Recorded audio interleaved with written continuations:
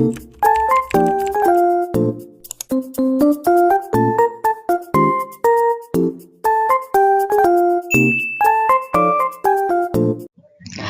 teman-teman, assalamualaikum warahmatullahi wabarakatuh. Welcome back to my video. Hari ini mari kita bahas lagi soal-soal untuk persiapan tes P3K ataupun SKB Bidan di tahun 2024. Sebelumnya jangan lupa dulu di like, komen, dan juga subscribe channel ini agar channel ini terus berkembang. Lalu nyalakan juga loncengnya ya biar dapat notif video terbaru dari aku. Karena kedepannya insya Allah aku akan sering buat video-video pembahasan seperti ini teman-teman. Oke teman-teman, kalau gitu kita mulai ke nomor yang pertama aja ya. Nah, di soal nomor 1 ini, seorang wanita berusia 17 tahun datang ke puskesmas untuk melakukan pemeriksaan. Klien mengaku terlambat haid 3 bulan yang lalu. Menikah 5 bulan yang lalu, tampak cemas dan gelisah saat dianamnesa. HPHT-nya lupa. Hasil pemeriksaannya tekanan darahnya 110/70, nadinya 80 kali per menit, dan TFU-nya 3 jari di atas simfisis. Balotemen positif. Kemudian bidan melakukan pemeriksaan ANC terpadu. Apakah alat pemeriksaan yang digunakan oleh bidan untuk mengkaji kondisi psikologis klien? Di sini ada pilihan jawabannya A. SDQ25, B. SRQ29, C. SDQ19, D. SRQ20, dan E. EPDS. Jadi untuk teman-teman, kalau alat untuk pemeriksaan tentang kesehatan jiwa itu ada SRQ25, SDQ25, SRQ29, dan EPDS. Terus bedanya apa? Yang membedakannya itu adalah di usia ya teman-teman. Nah, kalau untuk SDQ25 itu adalah 25 pertanyaan untuk menilai ada tidaknya masalah kesehatan jiwa pada anak berusia 4-18 tahun. Jadi ini untuk 4, usianya sampai 18 tahun. Kalau SRQ 29 itu adalah 29 pertanyaan untuk menilai ada tidaknya masalah kesehatan jiwa pada orang dewasa berusia lebih dari 18 tahun. Jadi kalau ini lebih dari 18 tahun. Sedangkan EPDS adalah kuesioner untuk melakukan screening depresi pasca kelahiran pada ibu nifas. Nah, kan di soal sudah dijelaskan nih bahwa si ibunya itu adalah 17 tahun, teman-teman. Jadi jawaban yang tepat itu adalah SDQ25 ya, jawabannya A. Oke, selanjutnya kita akan mengerjakan soal nomor 2. Di soal nomor 2 ini, seorang wanita berusia 18 tahun, G1P0A0, hamilnya 32 minggu.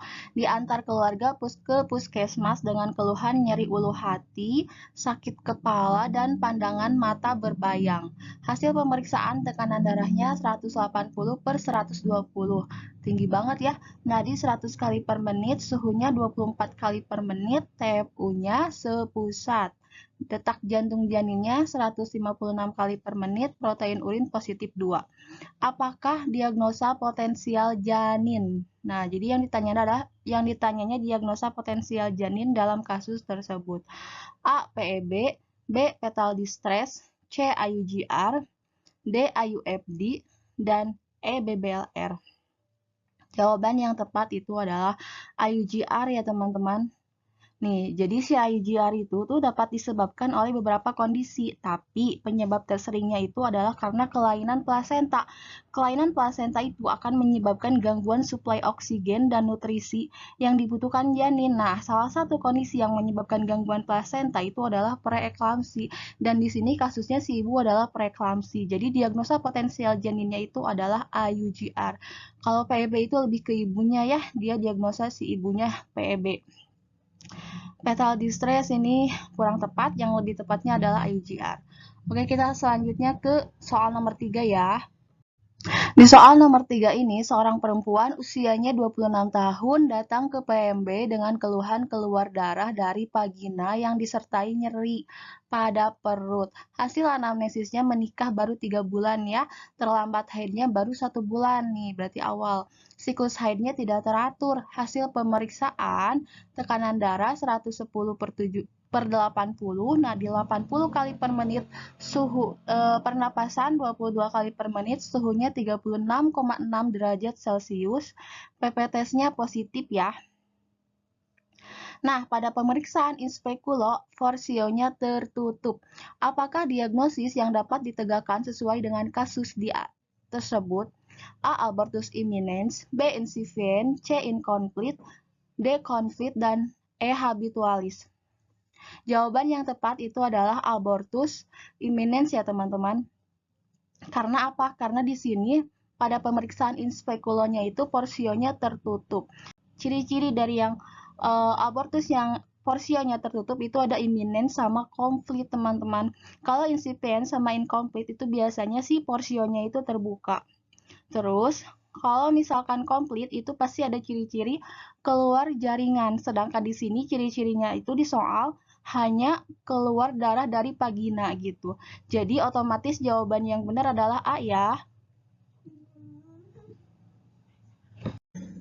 Di soal nomor 4 ini, seorang wanita hamil G2P1A0 hamilnya 35 minggu dirujuk ke RS oleh bidan. Hasil anamnesa tekanan darahnya 180 per 110 mmHg, nadinya 90 kali per menit, pernapasannya 20 kali per menit, TFU-nya 3 jari di bawah VX. Detak jantung janinnya 188 kali per menit dan protein urinnya positif 2. Apakah diagnosa yang dapat ditegakkan? A. Superimposed preeklamsi plus gawat janin, B. Preeklamsi berat plus gawat janin, C. Hipertensi kronis plus gawat janin, D. Eklamsi plus gawat janin, dan E. Hipertensi gestasional plus gawat janin. Oke, ciri-ciri di sini adalah usia 35 minggu, berarti ini lebih dari 20 minggu ya teman-teman.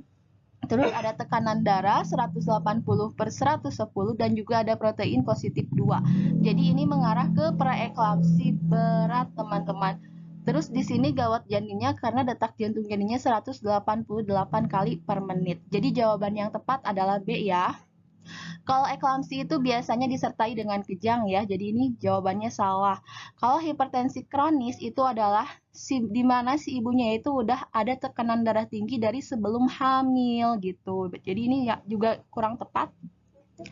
Kalau hipertensi gestasional itu adalah hipertensinya terjadi di usia jadi pada saat kehamilan, cuman usia kehamilannya kurang dari 20 minggu. Jadi ini juga kurang tepat. Kalau superimposed preeklamsi itu jadi sebelumnya dia itu pada saat hamil itu sudah darah tinggi, lalu kemudian pada saat usia kehamilan 22 minggu dia itu ada ciri-ciri dari preeklamsi, ada protein urin gitu. Jadi ini juga kurang tepat ya. Jawaban yang tepatnya itu adalah B, preeklamsi berat plus gawat janin. Oke teman-teman, di soal nomor 5 ini, seorang wanita berusia 37 tahun, G3P2A0 datang ke puskesmas dengan keluhan hamil 7 bulan. Demam sejak 5 hari yang lalu disertai rasa ngilu, disendi, dan menggigil. Ibu tinggal di wilayah pesisir pantai. Oke. Hasil pemeriksaannya tekanan darahnya 110 per 70, nadinya 90 kali per menit, suhunya 39 derajat Celcius, dan TFU-nya 3 jari di atas pusat. Detak jantung janinnya 154 kali per menit, hasil pemeriksaan RDT-nya positif. Oke, apakah diagnosa yang dapat ditegakkan? A. Demam berdarah, B. Tifoid, C. Malaria, D. Infeksi. Jawaban yang tepat itu adalah malaria ya teman-teman. Kenapa malaria? Karena di sini hasil pemeriksaan RDT-nya itu positif teman-teman. Nah itu RDT itu untuk mendeteksi dia apakah malaria atau enggak. Terus data yang mendukungnya apa? Nah si ibunya itu tinggal di daerah pesisir pantai. Nah ini identik dengan malaria ya. Selain itu gejalanya juga ada demam dan juga ngilu di sendi dan menggigil. Jadi jawaban yang tepat adalah malaria. Oke teman-teman, cukup sekian video pembahasan kali ini. Terima kasih sudah menonton video aku.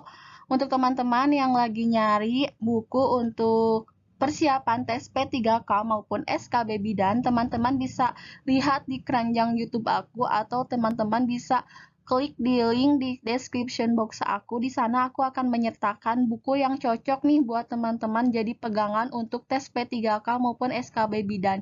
Karena bukunya itu udah sesuai dengan FR tahun sebelumnya dan juga sesuai dengan kisi-kisi sebelumnya, dan insya Allah biasanya tuh gak akan beda jauh dengan kisi-kisi 2024. Dan untuk teman-teman yang ingin ikutan TO, teman-teman juga bisa klik link description box aku, kalian bisa ikutan TO di sana, lalu teman-teman bisa masukkan kode vouchernya biar teman-teman dapat potongan harga. Oke teman-teman, cukup sekian video pembahasan kali ini.